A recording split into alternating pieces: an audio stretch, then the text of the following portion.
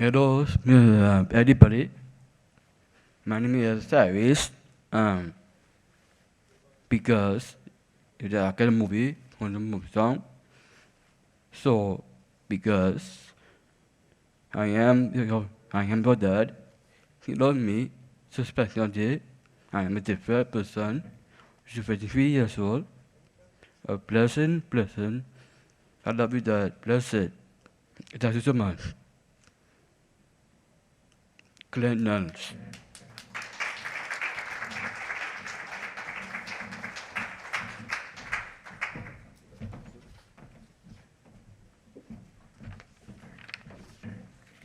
Thank you very much, Paul. Thank you very much, Tyrese. Good morning, everyone. The Honorable Ayana Webster Roy, Minister of the Office of Prime Minister, Gender and Child Affairs. The Honorable Donna Cox, Minister of Social Development and Family Services. The Honorable Nan Gatsby-Dolly, Minister of Education, who will be joining online. Senator Paul Richards, Assistant Resident Representative, UNDP, Mrs. Sharifa Ali Abdullah. Mrs. Sharon Clark Rowley, Attorney at Law and Partner, MG Daly and Partners. Mrs. Jessica Tang, Board Trustee, Down Syndrome International. Mr. Jordan Koo, Executive Director, National Down Syndrome Congress, USA. Ms. Candy Picard, President and CEO of the National Down Syndrome Congress. Scotiabank Director of Human Services, Mr. Stefan Lalonde, and Senior Manager HR, Ms. Stacy Danasaw. Self-advocates, Rochelle and Eileen Dunn, who will be our featured speaker today.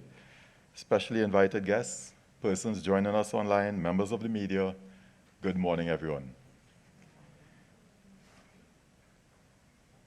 10 years ago, I stood right here,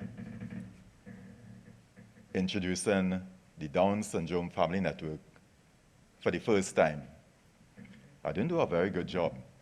It's a good thing a lot of people wasn't into social media then. Otherwise, I would have been trending, especially now coming up to 10 years. Because it was a very emotional period for me. And this morning, even with my son to introduce me, we didn't give him a script. I just wanted to see what he'll say. To come in and tell everybody good morning, introduce himself, his age, things that he likes to do, and then say that he loves me. Something he tells me over and over again.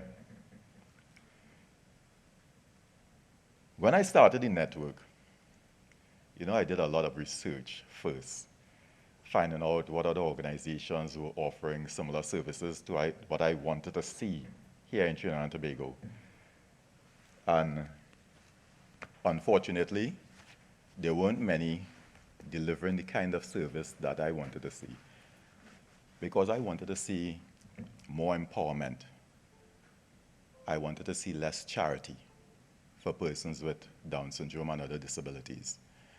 So of course I looked outside, and hence our affiliation, close affiliation with Down Syndrome International, the National Down Syndrome Society, and the National Down Syndrome Congress, among the other global organizations that we are closely affiliated to. And then we started as a network to try to provide that. Now, looking at the advancement, I would say, the progress of persons with Down syndrome and other disabilities internationally, I realized that something was missing. They were doing so much more than anybody I've seen in Trinidad and Tobago do. And I had to try to figure out why. What was the reason?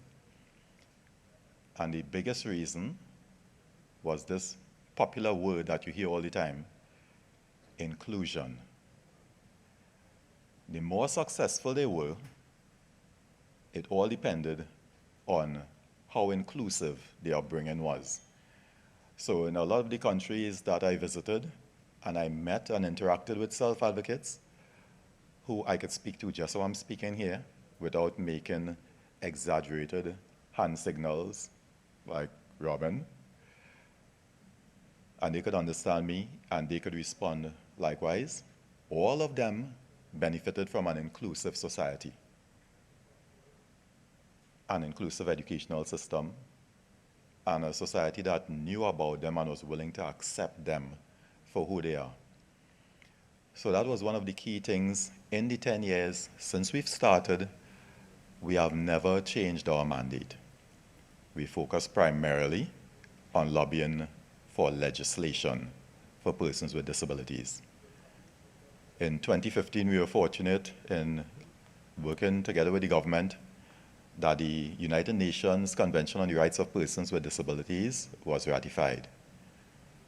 And in 2018, the National Policy on Persons with Disabilities was amended. And now, they are currently working on draft legislation for that said policy, which we are eagerly awaiting.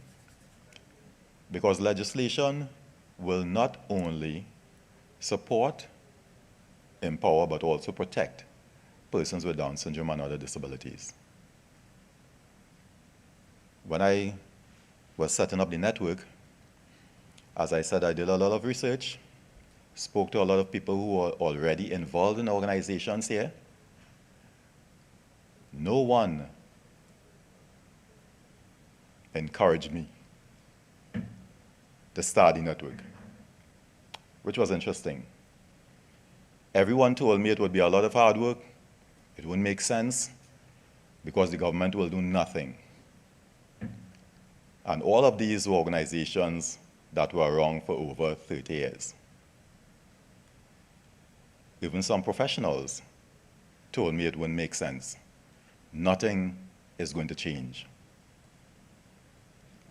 But still, we formed the network.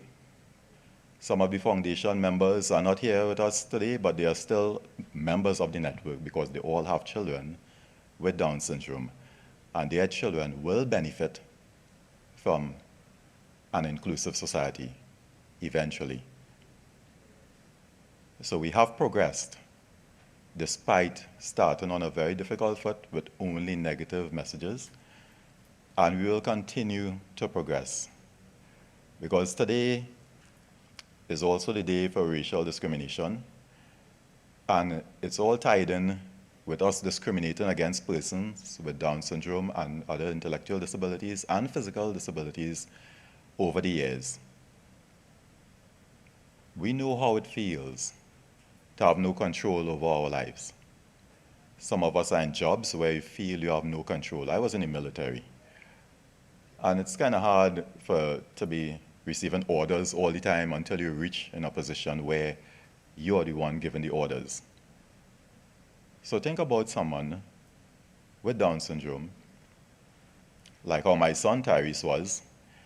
In the first 5 years, because of my ignorance, I would do everything for him because I thought I was helping him. I thought I was doing something good to him. And instead, I was very effectively impeding his progress and development. And until I learned better and started to allow him to do things himself and see the remarkable difference to the young man he is today, even though we missed out on those formative years. And now we continue through the network, always telling parents, give them opportunities, presume competence, do not love them to dependency. Give them that opportunity to reveal their potential, and you can see exactly what they can do. And they will amaze you. I started saying that back in 2012, and I'm still saying it now. And I ask every one of you here, everyone joining us online, to join that cry. Join us on this journey to a more inclusive society. The benefits are for all of us as a country, as citizens of Trinidad and Tobago. Thank you very much.